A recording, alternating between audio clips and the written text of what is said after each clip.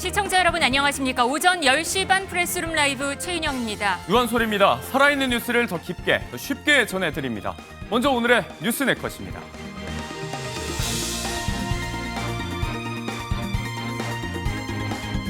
오늘 이재명 대통령 둘째 날 출근길 사진입니다. 넥타이 색이 눈에 띄는데요. 빨강과 파랑 또 한 번 통합을 강조하는 것 같습니다. 조금 전에는 국무회의가 열렸습니다. 김민석 국무총리 후보자 어제 지명을 받고 공식 일정을 시작했습니다. 출근길 제2의 IMF 같은 어려운 상황이라면서 책임감을 느끼고 있다고 말했습니다. 어제 이 대통령 취임 선서 현장에서는 경호를 놓고 경찰과 경호처 간의 소동이 있었습니다.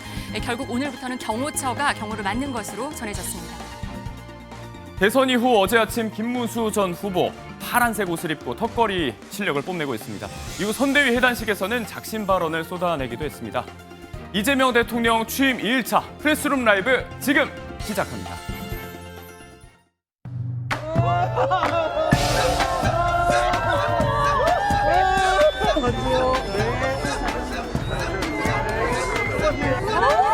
대통령님! 포즈 한 번만 취해주세요! 축하드립니다. 축하드립니다! 축하드립니다. 안녕하세요. 건강하세요. 지금 청와대가 제일 좋아요. 아주 오래 썼고 상징성도 있고 문화적 가치도 있고 거기를 안 쓸 이유가 없어요. 최대한 빨리 청와대를 고수하고 그리고 가야죠. 그리고 저는 이거 청사 이런 거 가지고 돈 쓰는 거 진짜 아까워요. 왜 거기다 돈을 주죠? 이재명 대통령은 오늘 대통령실이 마련한 안가에서 머무를 예정입니다. 한남동 관저는 점검 중이며 최종적인 관저 선정은 추후 결정합니다.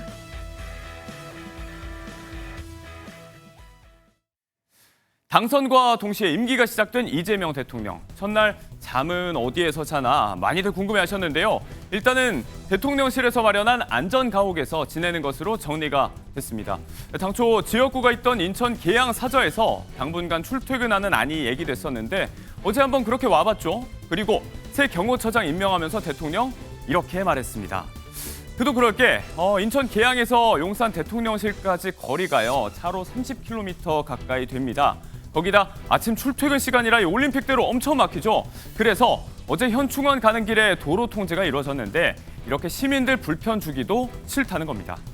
최종 관저 선정은 더 봐야겠지만 결국 보수의 시간이 좀 걸리더라도 빠른 시일 내 다시 청와대로 돌아간다는 계획인데요.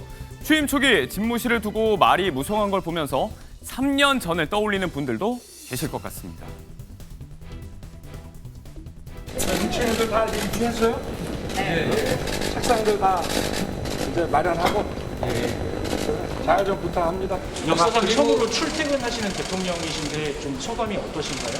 글쎄 뭐 특별한 소감 없습니다. 일해야죠. 많이 도와주십시오.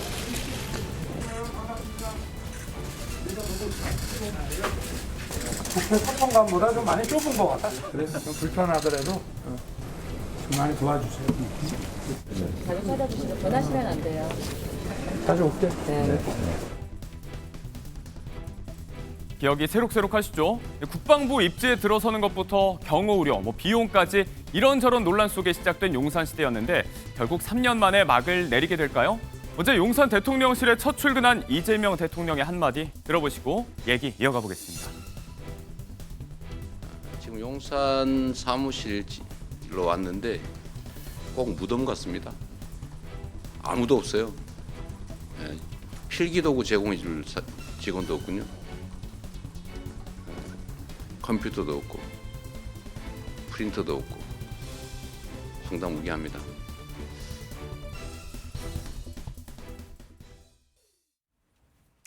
네, 계속해서 이 이야기 나눠보도록 하겠습니다. 김종욱 더불어민주당 선대위 언론특보 그리고 강전의 국민의힘 대변인 나오셨습니다. 안녕하세요. 네, 안녕하세요. 네, 첫 기자간담회 이 시작하는 말이 용산이 무덤 같다 이런 얘기로 시작을 했어요. 필기도구도 없었고 컴퓨터도 없었고 프린터도 없었다고 해서 왜 어떻게 이런 일이 벌어진 걸까요? 저도 좀 이해가 안 되는 상황인데요.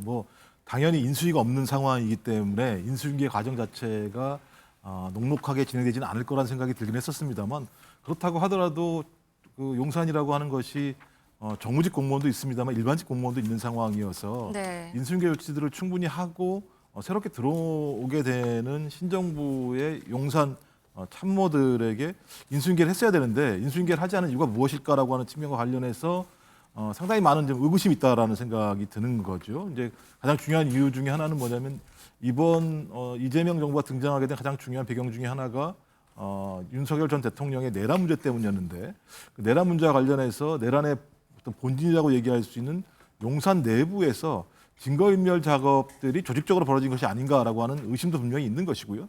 그런 부분에 대한 설명이 제대로 안 된 상황에서 아무도 조치를 취하지 않고 나갔다고 하는 측면에서는 저는 헌법상에 보면 이제 공무원들은 국민에게 봉사한다라고 하는 조치가 분명히 있는 건데 네. 새롭게 들어올 정부를 위해서 일정한 조치들을 하는 것이 상식적인 건데 조치를 안 했다는 측면에서는 저는 이 부분과 관련해서는 어떤 형태로든지 왜 이런 일이 벌어졌는지 또 그리고 이게 예를 들면 일반 공무원들이 다시 돌아갔다고 얘기하면 인사조치가 있었다라고 하는 건데 그 인사조치에 대해서 차기 대통령으로 임명된 이재명 대통령에게 전혀 설명이 안 됐다라고 하는 측면들은 저는 좀 도대체가 좀 납득이 안 되는 측면이 있어서 이것이 의도성이 있는 건지 아니면 해프닝인지에 대해서 명확히 좀 파악할 필요가 있을 것 네. 같다. 이것이 제가 볼 때 공직기강을 세우는 가장 중요한 기준이라고 생각을 합니다. 네, 윤 정부 대통령실 관계자는 파쇄 지시는 없었고 억측이다 이런 얘기를 하기는 했습니다. 근데 윤 전 대통령이 파면이 되면서 공무원들이 좀 나간 것으로 지금 전해지고 있거든요. 아까 말씀하신 대로 공무원들 중에서는 계속 공무원도 있고 파견돼서 들어오는 공무원들도 있단 말이에요. 대통령실에는. 그렇죠. 이건 어떻게 된 걸로 보세요? 각 부서에서 부처에서 파견됐던 공무원들이 뭐 자발적으로 돌아간 경우도 있었을 것으로 보이고 그리고 윤석열 전 대통령이 4월 4일에 파면이 되었기 때문에 그 이후에 실질적으로 근무를 두 달? 하면서 네. 일을 하는 것이 거의 없었을 것으로 예상이 됩니다. 그런 과정에서 인사조치들이 있었던 것이 아닌가라고 생각을 하고 어제 이재명 대통령의 그 발언들 무덤 같았다라든지 펜도 없고 컴퓨터도 없다 이런 발언들은 좀 부적절하지 않은가라고 생각을 해요.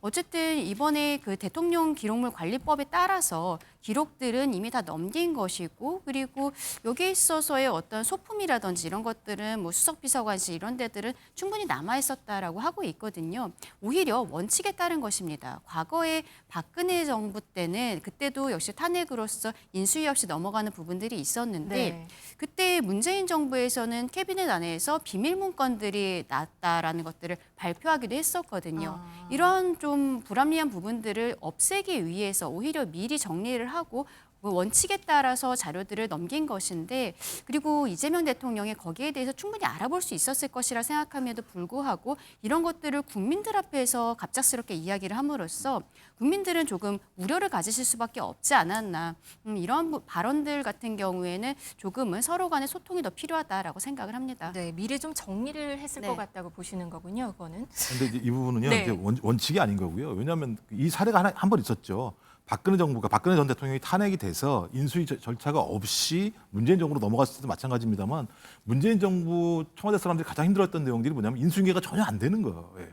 적어도 전 정부의 내용들의 일부는 기록관으로 이관한다고 하더라도 남아서 어떤 업무 절차가 있었는지에 인수인계 절차가 있어야 되는데 인수인계 절차가 전혀 없었기 때문에 초반에 상당히 애를 먹었다는 사실들을 충분히 알고 있고 이 안달한 내용들은 정부직 공무원이든 일반직 공무원 다 아는 상황에도 불구하고 그렇게 싹 다 예를 들면 자리를 비웠다고 얘기하는 건 어떤 전 비서실장을 비롯해서 이런 인사조치가 있지 않고서는 이루어질 수 없는 측면들이 분명히 있기 때문에 다시 복귀하라고 어제 이재명 대통령이 그러니까 그렇게까지 얘기해야 되는 상황인 거죠. 네. 그러니까 말이 안 되는 일이 벌어진 거죠. 대통령실 여직원의 그 퇴사 영상도 사실 좀 얘기가 있었습니다. 뭐 나가면서 진짜 뭐 진절머리가 난다 이런 얘기가 있었거든요. 지금 보이는 동영상이 있었는데요. 지금 논란이 커지자 지금 비공개로 돌리고 약간 캡처본만 있는 상황입니다. 이렇다 보니까 지난 일이지만 애초에 대통령실 이전부터 좀 무리수가 아니었나 이런 얘기들이 나오고 있는 거고요.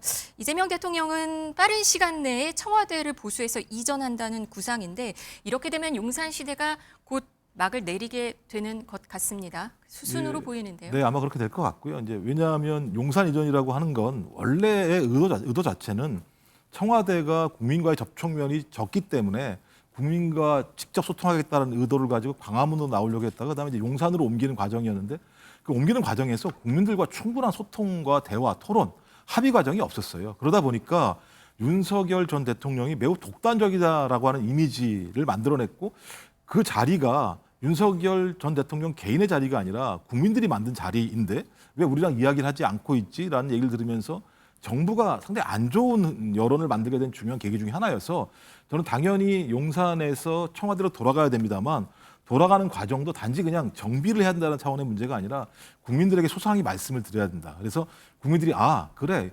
용산에서 당연히 청와대로 가는 것이 맞지라고 하는 국민적 공감대를 만들어서 가야 되는 것이지 뭐 일반적인 뭐 도청 문제나 이런 문제 같은 경우는 기술적인 문제가 있기 때문에 빠른 시일 내에 조치할 수 있습니다만 적어도 가장 중요한 부분들은 국민들의 공감, 국민들의 납득. 그래서 아 그래 갑시다라고 얘기를 듣는 것이 더 선결적인 전 요소라고 생각을 합니다. 네. 이 윤석열 정부에서 이재명 정부로 정권이 바뀌면서 바로 이 조직에서도 또 논란이 있었습니다. 경호처와 경찰인데요. 어제 이재명 대통령 취임 선서 그 현장에서는 한 소동이 있었습니다. 그때 모습 잠깐 보시면요.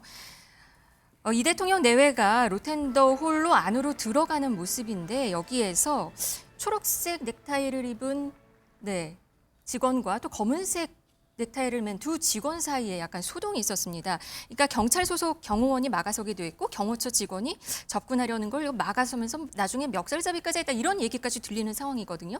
결국 밀착 경호는 경찰, 이선 경호는 경호처가 맞는 것으로 정리가 됐는데 좀 이 신경전이 좀 과했던 것 같습니다. 좀 이례적인 것 아닌가 이렇게 보이거든요. 그러니까 저는 이건 매우 안 좋은 모습이다라고 생각을 해요. 왜냐하면 그 경호처와 그다음에 뭐 22 경호대나 101 경비단 같은 경우 누구를 경호하는 겁니까?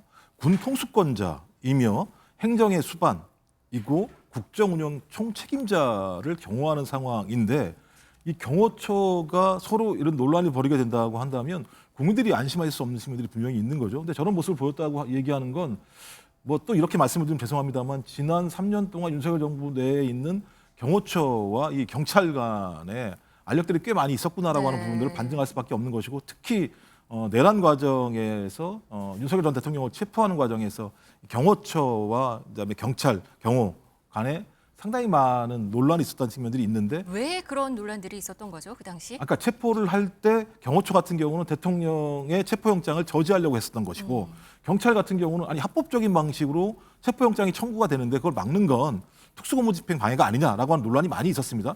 저는 경찰 입장에서야 공무원 집단이고 뭐 경호처도 마찬가지입니다만 특수공무집행 방해 같은 경우는 굉장히 큰 벌을 받게 되는 상황이거든요. 당연히 그러니 그 조치를 취해야 한다고 얘기했었는데 경호처 같은 경우는 그것이 안 된다라고 얘기했었고 뭐 중부장까지도 얘기한 상황이 나왔었기 때문에 갈등이 심해질 수밖에 없었죠. 어제 이 취임 선서 이 현장에는 22 아까 말씀하신 22 경찰 경호대가 배제가 됐었다고 해요. 또 그것도 왜 이렇게 아까 22 경호대하고 101 경비단이 경호처 말을 안 들은 거죠. 그러니까 예를 들면 같이 동참해서 체포 저지를 해야 되는 게 맞는 거 아니냐라고 하는 경호처의 강력한 요청이 있었음에도 불구하고 22 경호대하고 101 경비단 같은 경우는 거기에 참여하지 않았거든요. 그러면서 참여하지 않으니까 당신들 앞으로 경호에서 배제라고 하면서 실제적으로 이미 윤석열 파면 탄핵당한 시점에도 마찬가지입니다만 경호에서 배제된 상황이에요.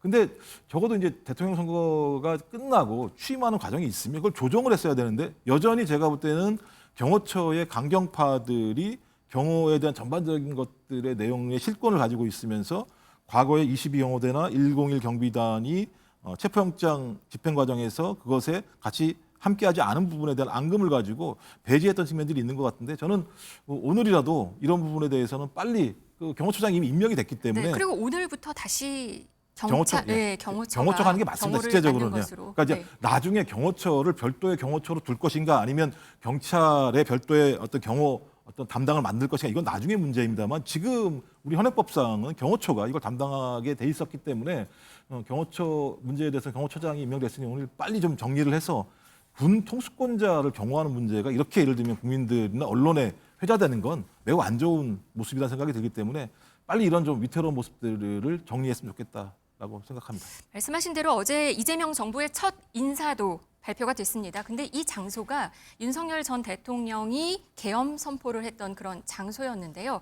내용 등에서도 좀 의미가 있지 않을까 하는 분석들도 많습니다. 이 대통령 선거 과정에서도 계속해서 내란 종식이란 얘기가 이슈가 계속 컸었는데요. 그럼 과연 그때 내란 종식을 강조하면서 특검의 필요성을 언급하기도 했던 그 영상 한번 보시고 오시겠습니다. 선을 딱 긋고 진상규명 다 하고 주요한 실제 책임이 있는 사람들은 아직도 지금 많이 숨어 있어요. 정부에 엄청나게 많이 숨어 있습니다. 이제 그런 걸 다 찾아내서 규명하고 책임을 묻고 특검을 해야 된다고 보죠. 저는 국민의힘이 거기에 누군가 동조했다고 생각해요. 왜 계엄하는 날 밤에 국회의원이 국회로 가야지, 본회의장으로 가야지. 왜 밖으로 자꾸 나오라고.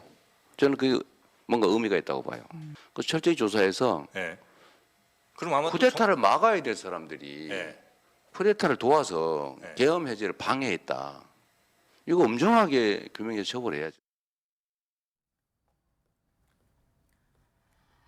네, 방금 들어온 속보 하나 먼저 전해드리도록 하겠습니다. 권성동 국민의힘 원내대표가 대표직에서 사퇴를 결국 선언했다는 소식이 들어와 있습니다. 먼저 말씀드리고 자세한 내용은 잠시 후에 계속 얘기해 보도록 하겠습니다. 방금 그 이재명 정부 첫 인사 얘기하고 있었는데요. 이 내란 종식을 계속 강조를 하면서 이번 일단 첫 번째 인사를 발표했거든요. 인사는 어떻게 보셨습니까? 일단 뭐 제가 볼 때는 세 가지 흐름이 형성되는 것 같습니다. 그러니까 대통령의 참모 집단, 또 그다음에 국무총리, 내각을 총괄하는 분들 같은 경우는 지금의 상황을 위기로 판단하기 때문에 하나는 내란이라고 하는 부분이 여전히 예를 들면 진행되고 있고 수사가 진행되고 있다라고 하는 측면 하나, 두 번째는 윤석열 정부 3년 동안 경제가 상당히 안 좋아진 상황이고 자영업자를 비롯해서 민생 경제가 매우 어려운 상황입니다. 이런 부분들을 빠른 시일 내에 돌파하기 위해서는 이런 위기를 극복한 경험들을 했던 사람들이 그 자리에 배치가 돼서 역동적이고 속도감 있게 좀 국정 운영을 진행해야 된다는 생각이 있기 때문에 김민석 총리 지명자, 그다음에 강훈식 의원을 비서실장으로 선택을 한 것 같고요. 또 하나 내각 같은 경우는 국민적 검증이 필요한 측면이고 또 야당에서도 인사 검증을 해야 되는 측면이 있기 때문에 좀 부처의 성격에 따라서 전문성을 중심으로 검증을 하는 절차가 있기 때문에 좀 차근차근 순차적으로 진행을 해야 될 것 같고요. 외교안보 문제 같은 경우는 지금 뭐 국제적인 외교 상황이나 그다음에 동북아시아 지역 상황이 상당히 안 좋은 상황이기 때문에 경륜과 경험을 좀 강조하는 이 세 가지 방식으로 인사가 진행이 되고 있는 상황이어서 뭐 아직까지 제가 볼 때는 방향은 잘 잡은 것 같다. 근데 이제 과정에서 내부적으로 사전에 철저한 검증을 통해서 국민들에게 초기 인사 과정 자체가 큰 문제가 없다라고 하는 부분들을 보이는 게 가장 중요한 이재명 정부의 첫 당면 과제라고 생각을 합니다. 네. 국무총리로는 김민석 민주당 의원이 내정이 됐는데요. 오늘 아침에 첫 번째 출근을 했습니다. 그때 모습 한번 보고 오시겠습니다. 감사합니다. 국민의 은혜를 잊지 않겠습니다. 새 정부는 국민의 집단 지성을 하늘같이 받들 것입니다. 저도 그렇게 하면서 제2의 IMF 같은 그런 어려운 상황이기 때문에 민생과 통합 두 가지를 매일매일 새기겠습니다. 지금 현재 상황을 제2의 IMF라고까지 말을 했습니다. 굉장히 어렵게 봤고 그 어깨에 무겁다. 약간 통합과 또 민생을 챙기겠다 이런 내용까지 얘기를 했단 말이에요. 어떻게 보셨습니까? 그렇죠. 통합에 대해서 이재명 대통령이 계속적으로 강조하고 있고 그리고 선거 캠페인 과정에 있어서도 대선 캠프를 국민통합선대위라고 이야기를 했었습니다. 그런 면에서 저는 김민석 총리 후보자 그리고 어제 나온 인선은 조금 실망스럽다라고 말씀을 드리고 싶어요. 지금까지 나온 인선들 같은 경우에는 결과적으로 친명계 인사들로 사람들이 이미 꼽고 있던 분들이거든요. 그런데 국민통합이라고 생각을 한다면 이번에 뭐 선거 캠페인 과정에서 보수 쪽 인사들도 많이 들어왔다라는 것을 적극적으로 홍보하기도 했었고 이런 부분들이 있는데 어제 나온 부분에서는 오히려 가깝게 지냈던 부분들 그리고 특히 현직 의원들을 대통령실로 넣는다라든지 이런 모습들을 보았을 때는 그동안에 손발을 맞췄던 분들과 함께하고 싶은 것이 아닌가라는 생각이 드는 부분을 좀 지울 수가 없거든요. 정권 초기에 드라이브를 건다든지 이런 것들에 대해서는 물론 이해되는 부분들이 있습니다만 어쨌든 첫 번째 인선을 보여주는 것이 국민들께 이 정부가 어떠한 방향으로 갈 것인지를 말씀드리는 과정이라고 생각을 하는데 앞으로 내각 같은 경우에는 조금 더 국민통합적인 인사들로 좀 나오도록 그렇게 기대를 하고 있습니다. 오늘 오전에는 첫 번째 국무회의가 있었습니다. 먼저 그 영상 지금 들어왔는데 한번 보고 오시겠습니다. 좀 어색하죠? 우리 좀 웃으면서 합시다. 자, 우리는 다 우리 국민으로부터 위임받은 업무를 하는 대리인들이니까 그냥 국민을 중심에 두고 현재 우리가 할 최선을 다하면 됩니다. 물론 여러분들 매우 어색할 수도 있고 그러긴 하지만 우리가 국민에게 위임받은 일을 하는 거니까 어쨌든 공직에 있는 그 기간만큼은 각자 해야 될 최선을 다하면 될 것 같아요. 어쨌든 저로서도 아직 이 체제 정비가 명확하게 되기에는 상당한 시간이 필요한데 그 시간 동안도 우리 국민들은 어쨌든 어려운 상황에서 고생을 하십니다. 그러니까 최대한 저는 그 시간을 좀 줄이고 싶고 현재 여러분들이 또 헌법기관으로서 또 법률에 의해서 하실 일들이 또 있지 않습니까? 그래서 지금 현 상황을 여러분들이 각 부처 단위로 가장 잘 아실 거기 때문에 그 범위 내에서 제가 여러분들의 의견도 좀 듣고 또 저도 드릴 말씀 드리고 또 여러분들이 가진 권한 또 책임도 한순간도 소홀히 할 수 없지 않습니까? 그래서 오늘은 각 부처 단위로 현재 현안들 한번 체크를 한번 해보고 싶어요. 좀 어색하고 그러긴 하지만 그래도 최선을 다해 주시기 바랍니다. 네, 이재명 대통령 취임 후에 첫 국무회의였습니다. 지금 어색하다는 말을 했어요. 전 정권의 국무위원들과 같이 국무회의를 해야 되니까 그런 모습이죠. 예, 저도 좀 낯설고요. 저런 모습을 보면 아마 저기 앉아 있는 국무위원들도 좀 낯설긴 할 거란 생각이 들기는 합니다. 이제 그렇다고 하더라도 어떤 형태로든지 정권이라고 하는 부분들은 국민을 위해서 존재하는 거기 때문에 여야를 위해 존재하는 게 아닌 상황이죠. 그 박근혜 정부에서 문재인 정부 넘어올 때요. 제대로 된 국무회의가 열린 게 75일이 걸렸습니다. 그리고 장관을 완전히 인선이 끝난 게 195일이 걸린 상황입니다. 근데 그때도 마찬가지입니다. 지금도 위기 상황이지 않습니까? 지금 경제 문제가 더 심각한 건 0.3%까지 얘기가 나오는 상황이에요. 네, 지금 경제 성장률이. 그럼 0.3% 성장률이면 거의 마이너스나 마찬가지 상황입니다. 그렇게 되면 그게 계속 지속되게 되면 잠재 성장률도 완전히 까먹는 상황이 벌어지게 되거든요. 그런 상황에서 국무회도 제대로 열리지 않는다면 국민들이 어디를 신뢰할 수 있겠습니까? 그런 측면에서 이주호 직무 권한대행이 전화를 통해서 모두 사의를 표했다고 합니다만 그 사의를 갖다가 반려를 하고 국무회의를 진행한다라고 얘기하는 건 국무위원들은 국민에게 책임진다라는 자세를 가지고 어떤 자기의 어떤 직이 끝날 때까지 좀 최선을 다해달라는 의미가 있을 것 같고요. 저는 그 정도는 해야 된다는 생각이 들어요. 왜냐하면 저기 계신 국무위원들 같은 경우 어떤 형태로든지 국민한테 빚지고 계신 것 아니겠습니까? 왜냐하면 위헌위법적인 비상계엄을 하는 과정에서 그것을 막지 못했던 측면들이 분명히 있는 분들이기 때문에 뭐 본인들 입장에서야 사의를 표명함으로써 거기에 대한 책임을 진다는 측면도 있겠습니다만 새롭게 국민에게 선택받은 대통령이 그 직을 유지해달라고 얘기했으면 저는 직을 유지하는 기간 동안 좀 최선을 다해서 국무위원들의 역할들을 해주실 필요가 있을 것 같고요.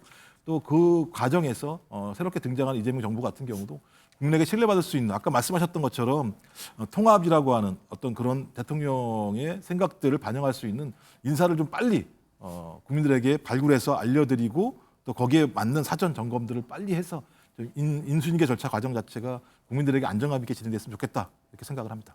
어제 정부 이 국무위원들이 전원 사의를 일단 표명을 했고요. 이게 다 반려가 박성재 장관만 빼고 모두 반려가 된 상황이었거든요. 대변인님, 방금 내용 보니까 이재명 대통령은 우리는 국민들로부터 위임받은 업무를 하는 대리인들이다. 네. 그리고 좀 어색하지만 국민 중심에 두고 최선을 다해야 된다. 이런 말을 했어요. 어떻게 보셨어요? 방금 모두 발언은 좀 짧긴 했지만. 어쨌든 국민 통합을 위해서 지금 윤석열 정부에 있었던 국무위원들과 일단은 함께 가겠다라고 이야기하신 부분에 대해서는 이재명 대통령의 말씀이 굉장히 좀 국민들께 다가가는 부분이 있었을 것이라 생각을 합니다. 다만 박성재 법무부 장관에 대해서만 그 사표를 수리를 했다라는 부분을 조금 지적을 하고 싶어요. 아마도 이 부분은 그동안에 그 탄핵 과정에 있어서 박성재 법무부 장관도 탄핵 소추가 되었었죠. 그런데 헌법재판소에서 기각 결정이 나오고 결국엔 돌아왔습니다.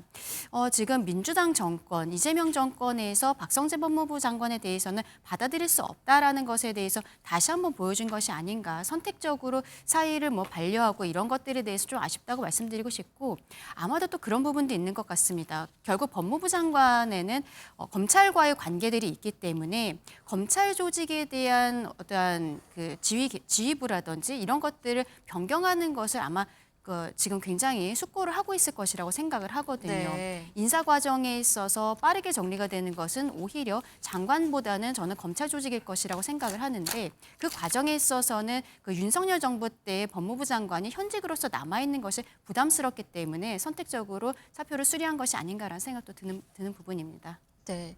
근데 이제 이 부분 같은 네네. 경우는 이제 그런 의미는 분명히 있을 겁니다. 왜냐하면 그 내란이 있었던 그 다음 날 12월 4일 날 4인방이 모였다고 얘기를 하잖아요. 민정수석, 법무부 장관, 행안부 장관, 법제처장. 근데 이 문제 관련해서도 계속 의구심이 많은 상황이고요. 또 하나의 문제는 이상민 행안부 장관 같은 경우 지금 수사를 받는 과정에서 출국 금지가 된 측면들이 분명히 있습니다. 그래서 어떤 형태로든지 박성재 법무부 장관 같은 경우 내란 문제와 관련해서 혐의가 있는 측면들이 분명히 있기 때문에 다른 국무위원회건 다른 측면이 분명히 있어서 이분까지 저희가 인정을 하게 된다면 계속 제기했었던 내란을 극복한다라고 하는 부분과 좀 맞지 않는 측면이 있기 때문에 이 부분들은 좀 어쩔 수 없는 또 사표를 수리했던 것이 아닌가 생각이 듭니다. 이재명 대통령 선거 과정에서부터 사법 개혁 그리고 검찰 개혁을 또 주요 공약으로 내세우기도 했었는데요. 국민 통합을 강조하면서 어제 취임 선서 때는 비빔밥 이런 얘기를 하면서 통합 협치를 강조하기는 했는데요. 또 불편한 만남으로 약간 화제가 된 장면들도 있었습니다. 보고 오시겠습니다.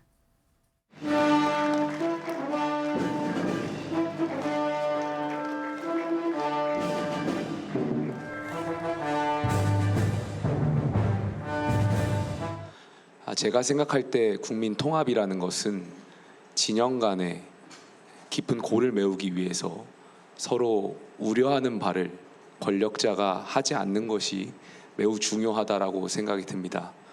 그런 점에서 내일 여당이 본회의에서 처리하려고 하는 공직선거법, 법원조직법, 형사소송법 개정안 처리는 매우 심각히 우려가 되고 있습니다. 좀 불편한 만남이기도 해 보입니다.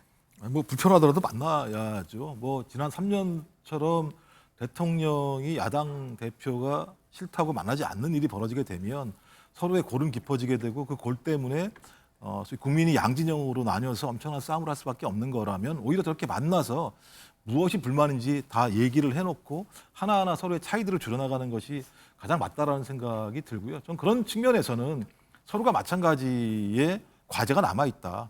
그러니까 야당이 된 국민의힘 같은 경우도 앞으로 그래서 싸움의 정치만이 아니라 서로 협의하고 협조하는 어떤 협치의 정신을 가지고 얘기할 필요가 있을 것 같고 또 이재명 대통령 같은 경우도 저도 낯선 대표라는 이름이 뭐 나오는데 네. 대통령 같은 경우도 마찬가지로 야당 당대표와 수시로 만나서 현안이 어떤 것인지 그리고 대통령이 왜 이런 생각을 가지고 이런 집행을 하는 건지에 대해 설명이 필요한 거죠. 설명이 잘 안 되다 보니까 서로에 대해서 오해만 쌓이게 되고 오해가 쌓이게 되면 집행이 안 되니까 피해는 누가 보느냐?